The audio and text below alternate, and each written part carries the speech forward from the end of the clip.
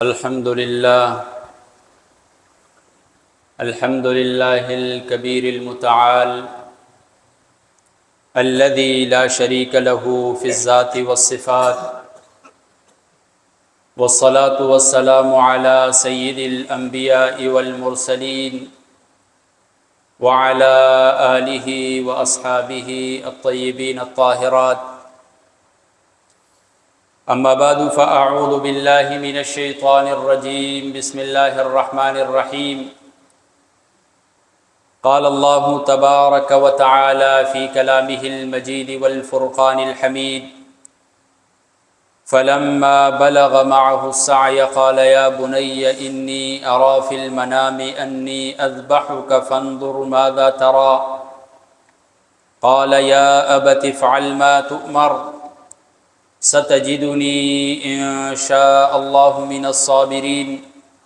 فلما أسلما وتله للجبين وناديناه أن يا إبراهيم قد صدقت الرؤيا إنا كذلك نجزي المحسنين إن هذا لهو البلاء المبين وفديناه بذبح عظيم. سبحان ربك رب العزة عما يصفون وسلام على المرسلين والحمد لله رب العالمين. اللهم صل على محمد وعلى آل محمد كما صليت على إبراهيم وعلى آل إبراهيم إنك حميد مجيد. اللهم بارك على محمد وعلى آل محمد كما باركت على إبراهيم وعلى آل إبراهيم إنك حميد مجيد. میرے انتہائی قابل قدر، قابل عزت بھائیوں، دوستوں، بزرگوں، نوجوان ساتھیوں، اور میری معززہ، موقرہ، باحیا، باپردہ ماؤں بہنوں، اللہ رب العزت کا لاکھ لاکھ شکر ہے کہ اللہ رب العزت نے ہمیں عید الاضحیٰ کا دن، اس کی نماز کے لیے توفیق عطا فرمائی. سامعین ذی وقار، اسلام میں مسلمانوں کے لیے خوشی کے دو تہوار،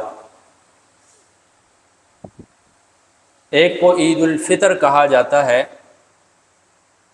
اور دوسرے کو عید الاضحیٰ کہا جاتا ہے. رب تعالیٰ ایک سال میں مسلمانوں کو دو مرتبہ خوشی منانے کا موقع دیتے ہیں. عید الفطر تو ہم رمضان المبارک کے روزے رکھتے ہیں، پھر اس کے شکرانے کے طور پر رب تعالی ہمیں عید الفطر کا خوشی کا دن عطا کرتے ہیں. اور دوسرا، رب تعالی ذی الحجہ کے پہلے 10 دنوں میں جو آخری 10واں دن ہوتا ہے، اس دن جسے یوم النحر بھی کہا جاتا ہے، رب تعالی نے مسلمانوں کے لیے اس دن کو خوشی کا دن قرار دیا. اور خوشی کا دن یہ اس وجہ سے بھی ہوتا ہے کہ مسلمانوں کا ایک بہت بڑا جنب غفیر بیت اللہ کا حج ایک عظیم ترین رکن ادا کرتا ہے. اسی طرح مسلمانوں کا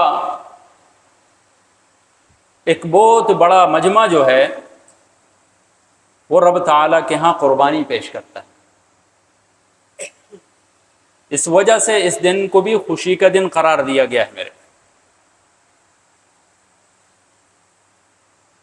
قربانی کہا جاتا ہے ما یتقرب بہ الی اللہ، ہر وہ چیز جس کے ذریعے رب تعالیٰ کے قریب ہوتا ہے انسان، اسے قربانی کہا جاتا ہے. انسان اپنی کسی بھی چیز کے ذریعے، کسی مشقت کے ذریعے، کسی تکلیف کے ذریعے، کسی پریشانی کے ذریعے، یا اپنے مال کے خرچ کرنے کے ذریعے رب تعالیٰ کے قریب ہوتا ہے، اسے قربانی کہا جاتا ہے. اور انشاءاللہ العزیز مسلمانان عالم وہ رب تعالیٰ کے ہاں عید کے دنوں میں قربانی پیش کرتے ہیں اور پیش کریں گے. اس قربانی کو پیش کرنے سے پہلے ہمیں اس پس منظر کو سمجھنا ہے کہ یہ قربانی آخر ہمارے اوپر واجب کیوں کی گئی، اس کا پس منظر کیا ہے، تب جا کر اس کی اہمیت صحیح معنوں میں ہمارے دلوں میں بیٹھ جائے گی۔ میرے رب تعالیٰ نے اپنے پیغمبر خلیل اللہ حضرت ابراہیم خلیل اللہ علیہ السلام کو اس قربانی کے ساتھ منسوب کیا۔ رہتی دنیا تک مسلمان ان کی یاد میں یہ قربانی کرتے رہیں۔ رب تعالیٰ نے ان کی ادا کو قیامت تک جاری کر دیا ہے مسلمانوں کے۔ اب ابراہیم خلیل اللہ ویسے تو نہیں بنے، رب تعالیٰ نے ابراہیم کو خلیل اللہ بھی بنایا ہے تو بہت سی آزمائشوں سے گزار کر بنایا ہے۔ بہت مرتبہ رب تعالیٰ نے آزمایا ہے اسے۔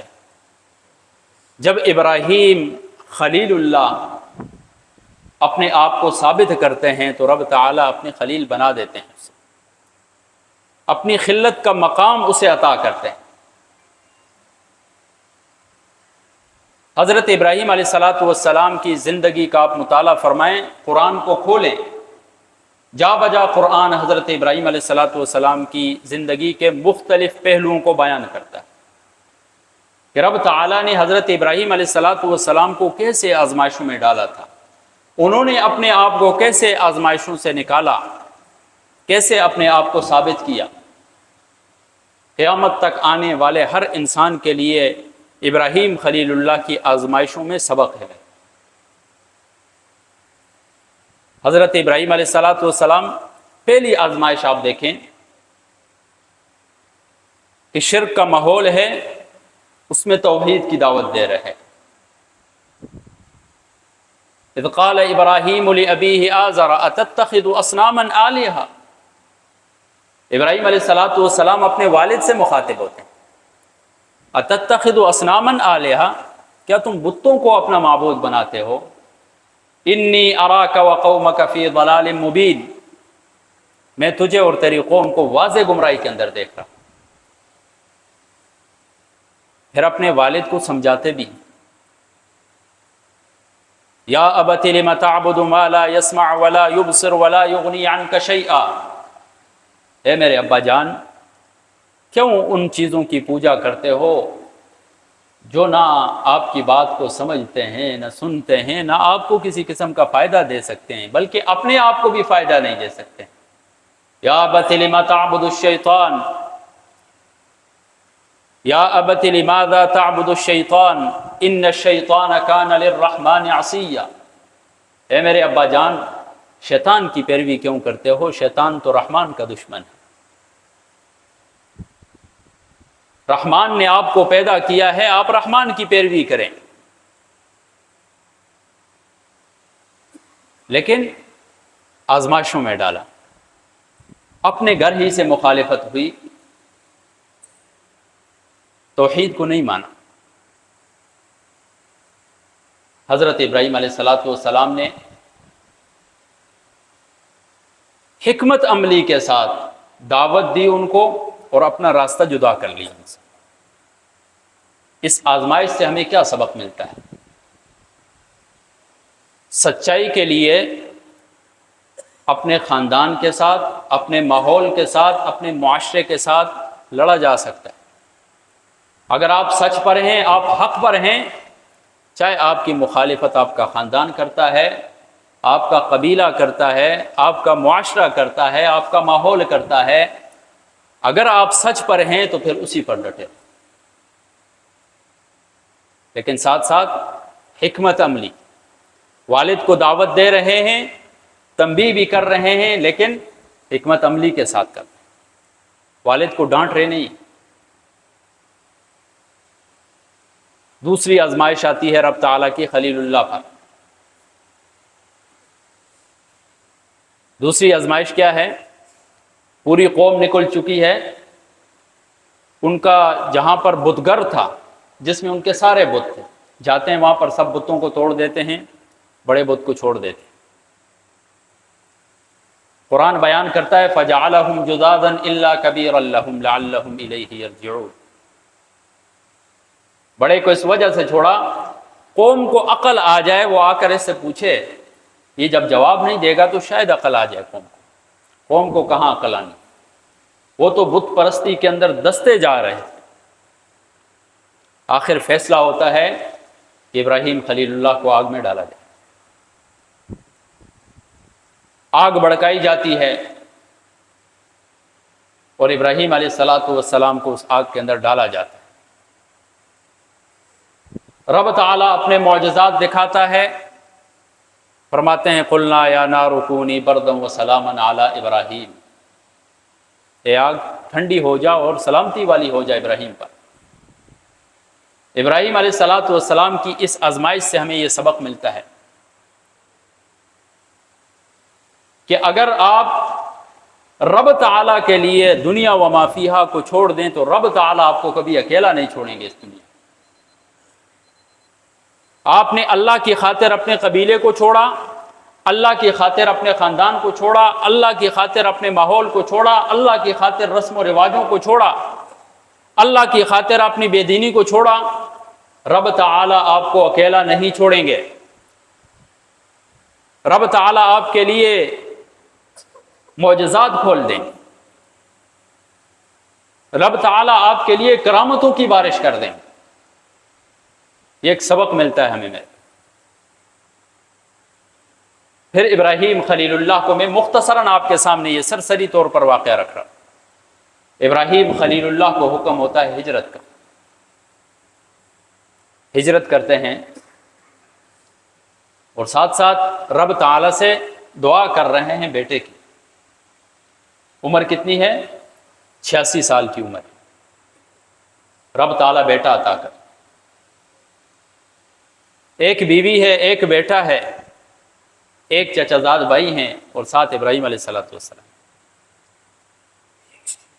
نکل پڑتے ہیں اس سنسان وادی کی طرف جہاں انسان تو دور کی بات ہے، چرند پرند کا بھی کوئی ذکر تک نہیں، کہیں نام و نشان تک نہیں ہے۔ انسان کا زندگی بسر کرنا وہاں پر محال ہے،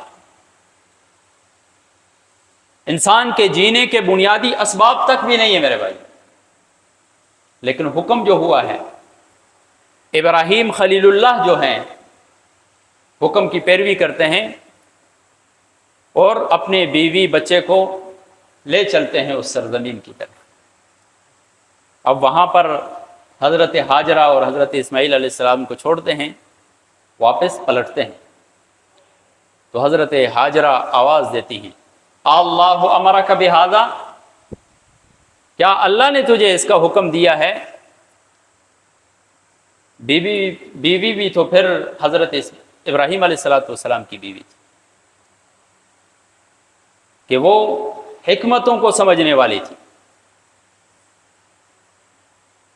اس کے دل کے اندر رب تعالیٰ کا خوف تھا، رب تعالیٰ کے حکم کی اہمیت تھی اس کے دل میں۔ اللہ امرک بہذا، کیا اللہ تعالیٰ نے آپ کو اس چیز کا حکم دیا ہے؟ ابراہیم خلیل اللہ پیچھے مڑتے ہیں، منہ سے آواز نہیں نکالتے ہیں، سر ہلاتے ہیں صرف اور چل پڑتے ہیں۔ تو حضرت ہاجرہ فرماتی ہیں اذن لا یضیعنا اللہ، اگر اللہ نے حکم دیا ہے تو تب رب تعالیٰ ہمیں کبھی ضائع نہیں کریں۔ اب ایک بچہ ہے، دودھ پیتا ہوا بچہ ہے، سنسان وادی ہے، نہ کچھ کھانے کو نہ کچھ پینے کو، تو صفا مروہ میں چکر لگاتی ہیں، دوڑتی ہیں۔ اچانک ایک آواز آتی ہے، اس آواز کی تلاش میں، اس کی پاداش میں نکلتی ہیں، کیا دیکھتی ہیں کہ ایک جگہ سے پانی پھوٹ رہا ہے۔ روایات میں مختلف آتا ہے کہ فرشتے نے اپنی ایڑی ماری یا فرشتے نے اپنا پر مارا اور وہاں سے پانی نکلا، اور وہاں پر جا کر کہتی ہیں زم زم، ٹھہر جا، اور اس کے منڈیریں بناتے ہیں۔ رسول اللہ صلی اللہ علیہ وسلم فرماتے ہیں اگر حضرت ہاجرہ منڈیر نہ باندھتی تو آج زمزم کا کنواں بہت وسیع تک ہوتا۔ اس کا پانی بہت زیادہ ہوتا ہے۔ المختصر، اب زندگی بسر کر رہے ہیں، اچانک ایک قبیلہ بنو جرہم وہاں سے گزر رہا ہے، عرب کا قبیلہ۔ کیا دیکھتا ہے کہ آسمان میں ایک پرندہ اڑ رہا ہے، تو کہتے ہیں کہ ان وادیوں میں پرندے کہاں اڑ رہے ہیں؟ یہاں پر تو کسی چیز نہ پانی کا نام و نشان ہے نہ کسی اور چیز کا، اگر پرندہ اڑ رہا ہے تو ضرور یہاں پر کوئی نہ کسی جگہ پانی ہو۔ چنانچہ وہ تلاش کرتے ہیں، کیا دیکھتے ہیں کہ ایک عورت اپنے بچے کے ساتھ ایک کنویں کے قریب بیٹھی ہوئی ہے۔ آتے ہیں، اجازت مانگتے ہیں اور کہتے ہیں کہ ہم بھی چاہتے ہیں کہ ہم یہاں پر آباد ہوں۔ چنانچہ قبیلہ بنو جرہم بھی وہاں پر آباد ہو جاتا ہے، اور ابراہیم علیہ السلام کی اولاد، ان کا خوف خدا، ان کا تقوی دیکھ کر وہ اپنے قبیلے سے بیٹی عطا کرتے ہیں حضرت اسماعیل علیہ السلام کو بطور شادی کی، اور وہاں سے ایک قبیلہ اٹھتا ہے، وہیں اسی قبیلے سے حضرت اسماعیل علیہ السلام عربی سیکھتے ہیں۔ پھر حضرت ابراہیم خلیل اللہ کو ایک اور حکم آتا ہے، بیٹے کی قربانی کا حکم آتا ہے۔ کس بیٹے کی قربانی کا حکم آتا ہے؟ 86 سال کی عمر میں جو مانگا تھا، اور قرآن بڑے عجیب انداز میں بیان کرتا ہے۔ قرآن کہتا ہے فَلَمَّا بَلَغَ مَعَهُ السَّعْيُ، جب وہ کوشش کی حالت تک پہنچ گیا اس کے ساتھ، جب بچہ تھوڑا بڑا ہو جاتا ہے اور اس قابل ہو جاتا ہے کہ وہ اپنے والد کا ہاتھ بٹائے، والد کی یہ چاہت ہوتی ہے، یہ امید ہوتی ہے اپنے بیٹے سے کہ اب بیٹا بڑا ہو گیا ہے، میرے ساتھ میرے امور سر انجام دے گا، میرا نائب بنے گا۔ ابراہیم خلیل اللہ نے 86 سال کی عمر میں بیٹا مانگا، اب رب تعالیٰ اسی بیٹے کی قربانی مانگ رہے ہیں۔ قال یا بنی انی اری فی المنام انی اذبحک فانظر ماذا تری، اے بیٹے میں نے خواب میں دیکھا ہے کہ میں تجھے ذبح کر رہا ہوں، تیرا کیا خیال ہے اس بارے میں؟ بیٹا بھی تو پھر حضرت ابراہیم علیہ السلام کا بیٹا تھا،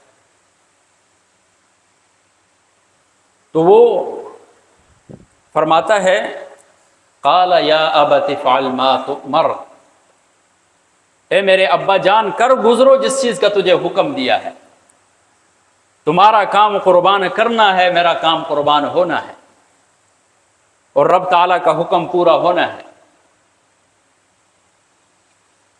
ستجدنی انشاءاللہ من الصابرین، اگر اللہ نے چاہا تو آپ مجھے صبر کرنے والوں میں سے پائیں۔ قربان ہونا ہے، رب تعالیٰ کے حکم کے سامنے سر تسلیم خم ہونا ہے، آپ کر گزریے جس چیز کا حکم دیا ہے آپ۔ علامہ ابن قیم رحمہ اللہ فرماتے ہیں کہ حیران ہونے کی بات یہ نہیں ہے کہ ابراہیم خلیل اللہ کو اپنا بیٹا جو ہے اس کی قربانی کا حکم دیا ہے، بلکہ تعجب والی بات یہ ہے، حیران کر دینے والی بات یہ ہے کہ ابراہیم خلیل اللہ کو اپنے بیٹے کو خود ذبح کرنے کا حکم دیا ہے۔ حسن ابدال والو ذرا غور کرو، ذرا تصورات کی دنیا میں جا کر دیکھو کہ 86 سال کی عمر میں آپ کو بیٹا آتا، کتنا عزیز ہوتا ہے وہ بیٹا کہ پوری زندگی انسان اس کے لیے ترستا ہے، اور پھر وہ جب بیٹا آپ کا ہاتھ بٹانے کے قابل ہو جائے اور آپ کو حکم آ جائے کہ اسی بیٹے کو قربان کرنا ہے، اور قربان کسی اور کے ذریعے نہیں کرنا ہے، اپنے ہاتھ سے قربان کرنا ہے، کتنا تکلیف دہ عمل ہے میرے، کتنی بڑی آزمائش ہے، کتنا بڑا امتحان ہے ابراہیم خلیل اللہ۔ ستجدنی انشاءاللہ من الصابرین، اے میرے ابا جان آپ مجھے صبر کرنے والا پائیں گے۔ فلما اسلم وتلہ للجبین، رب تعالیٰ بھی تو دلوں کے راز جانتا ہے۔ فلما اسلم تثنیہ کا صیغہ ہے، جب وہ دونوں راضی ہو گئے، ابراہیم علیہ الصلوۃ والسلام قربان کرنے کے لیے راضی ہو گئے، حضرت اسماعیل علیہ الصلوۃ والسلام قربان ہونے کے لیے راضی ہوئے۔ وَتَلَّهُ لِلْجَبِينِ، اور جبین کے بل ان کو لٹا دی۔ اب یہ وہ موقع ہے کہ شیطان آتا ہے ورغلانے کے لیے۔ 3 مقامات پر شیطان نے ورغلایا، تینوں مقامات پر ابراہیم خلیل اللہ نے کنکریوں سے اسے بھگایا۔ رب تعالیٰ کو اس کی یہ ادا اتنی پسند آئی، قیامت تک آنے والا ہر حاجی جو ہے وہ اس ادا کو جاری کر رکھے گا۔ تو آسمان سے آواز آتی ہے۔ اب ابراہیم خلیل اللہ جو ہیں وہ چھری چلانا چاہ رہے ہیں، ذبح کرنا چاہ رہے ہیں، تو آسمان سے آواز آتی ہے وَنَادَيْنَاهُ أَن يَا إِبْرَاهِيمُ قَدْ صَدَّقْتَ الرُّؤْيَا، ابراہیم آپ نے اپنا خواب سچ کر دکھایا۔ إِنَّا كَذَلِكَ نَجْزِي الْمُحْسِنِينَ إِنَّ هَذَا لَهُوَ الْبَلَاءُ الْمُبِينُ، یہ بہت بڑی آزمائش ہے، یہ بہت بڑا امتحان ہے۔ میرے بھائیو ذرا غور کریں، یہ امتحان اس وقت بنے گا کہ جب ابراہیم خلیل اللہ کو بھی نہیں پتا تھا اور اسماعیل علیہ الصلوۃ والسلام کو بھی نہیں پتا تھا کہ میری جگہ کسی مینڈے نے ذبح ہونا ہے۔ اگر پہلے سے ان کو پتا ہوتا، ابراہیم علیہ الصلوۃ والسلام کو پہلے سے پتا ہوتا کہ میں نے بیٹے کو تو ذبح نہیں کرنا ہے بلکہ لٹانا ہے، اس کی جگہ مینڈے کو ذبح کرنا ہے، اور حضرت اسماعیل علیہ الصلوۃ والسلام کو پتا ہوتا کہ میں نے ذبح نہیں ہونا، میری جگہ مینڈے نے ذبح ہونا ہے، تو یہ امتحان ہوتا؟ یہ ہرگز امتحان نہ ہوتا۔ امتحان تب ہے جب دونوں کو پتہ نہیں تھا۔ اس سے معلوم ہوتا ہے کہ انبیاء علیہم الصلوۃ والسلام کے پاس غیب کا علم نہیں ہوتا۔ بہت بڑی قربانی دی رب تعالی، جنت سے مینڈا بھیجتے ہیں، اسماعیل علیہ الصلوۃ والسلام کی جگہ وہ مینڈا ذبح ہوتا۔ یہی وہ قربانی ہے میرے بھائیو جس کے بارے میں صحابہ کرام رضوان اللہ تعالی علیہم اجمعین نے سوال کیا، ما هذه الاضاحی یا رسول اللہ، اے اللہ کے رسول یہ قربانی کیا چیز ہے؟ قال سنت ابیکم ابراہیم، یہ تمہارے والد ابراہیم کی سنت ہے۔ فما لنا فیہا یا رسول اللہ، اے اللہ کے رسول اس میں ہمارے لیے کیا چیز ہے؟ قال بکل شعرۃ حسنہ، جانور کے ہر بال کے بدلے میں ایک نیکی ہے۔ قالوا فالصوف یا رسول اللہ، صحابہ نے فرمایا یا رسول اللہ جن جانوروں کے اوپر اون ہوتی ہے اس کا کیا حکم ہے؟ تو رسول اللہ صلی اللہ علیہ وسلم نے فرمایا بکل شعرۃ من الصوف حسنہ، اون کے بھی ہر بال کے بدلے میں ایک نیکی۔ یہ وہ قربانی ہے میرے بھائیو جو ہم حضرت ابراہیم علیہ الصلوۃ والسلام کی یاد میں کرتے ہیں۔ حضرت ابراہیم علیہ الصلوۃ والسلام نے، آپ ان کی زندگی کا مطالعہ کریں، صرف مینڈے کی قربانی نہیں کی تھی، انہوں نے اپنے جذبات کی بھی قربانی کی، انہوں نے اپنے رشتہ داری کی بھی قربانی کی۔ میرے رب تعالیٰ کی خاطر بہت سی قربانیاں برداشت کی۔ حضرت ابراہیم علیہ الصلوۃ والسلام کی زندگی ہمیں یہ سبق دیتی ہے کہ آج عید کے دن ہم جانوروں کو ذبح کر رہے ہیں، جانوروں کے ذبح کرنے کے ساتھ ساتھ ہم نے حسد، کینہ، بغض، دشمنی، ان تمام چیزوں کی ہم نے قربانیاں دینی، ہم نے صلہ رحمی کرنی۔ ایک ضعیف روایت کا مفہوم ہے کہ یوم النحر، عید کے دن رب تعالیٰ کو سب سے محبوب ترین کام جو ہے وہ خون کا بہانا ہے، الا من صلۃ الرحم، مگر صلہ رحمی۔ اب مفسرین لکھتے ہیں، محدثین لکھتے ہیں کہ صلہ رحمی اس قربانی کا بدل بنتی ہے، اس قربانی سے افضل ہے جو نفلی قربانی ہوتی ہے۔ تو اس حدیث کے اندر رسول اللہ صلی اللہ علیہ وسلم نے امت کے ان افراد کے لیے پیغام دے دیا جو قربانی کی استطاعت نہیں رکھتے۔ آپ قربانی کی استطاعت نہیں رکھتے ہیں، صلہ رحمی کرو، رب تعالیٰ قربانی جیسا ثواب عطا کرے۔ رشتہ داریاں جوڑو، آپس میں اگر رشتے ٹوٹے ہوئے ہیں، آپس میں رنجشیں آ گئی ہیں تو معاف کر دو، ختم کر دو یہ دشمنیاں۔ کیا پتہ انسان کی زندگی کی کب شام ہو جائے۔ تو اللہ تبارک و تعالیٰ سے دعا ہے کہ اللہ تبارک و تعالیٰ تمام مسلمانوں کی قربانیوں کو قبول فرمائے۔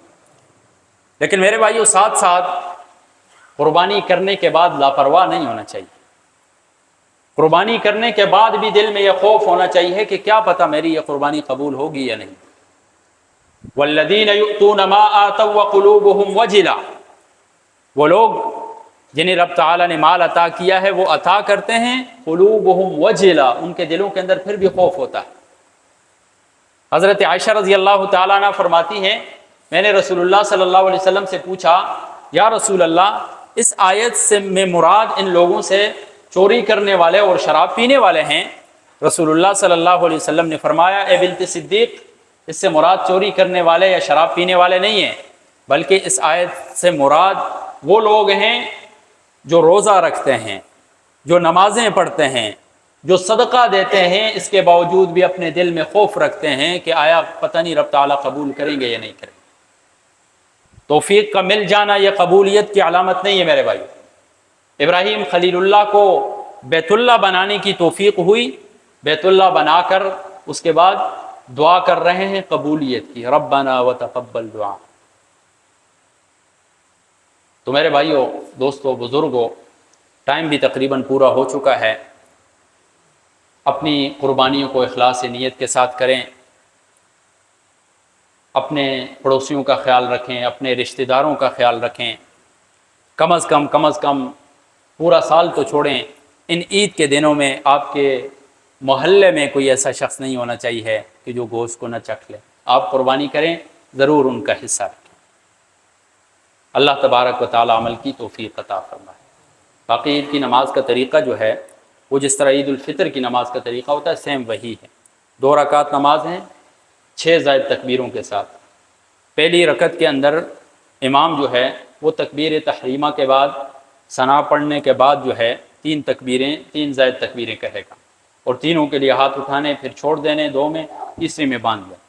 پھر پوری رکعت امام جو ہے عام جس طرح نماز پڑھتے ہیں اس طرح پڑھے گا۔ پھر دوسری رکعت میں امام کھڑے ہو کر وہ سورۃ الفاتحہ اس کے ساتھ سورت کی تلاوت کرے گا، اس کے بعد پھر 3 زائد تکبیریں، اور اس کے بعد پھر معمول کے مطابق نماز ہے۔ نماز کے بعد جو ہے وہ خطبہ ہے، خطبہ سننا بھی یہ نماز کا حصہ ہے، تو خطبہ بھی اطمینان کے ساتھ، دل کی حضوری کے ساتھ، خشوع و خضوع کے ساتھ سنیں۔ اللہ تبارک و تعالی ہم سب کو عمل کی توفیق عطا فرمائے۔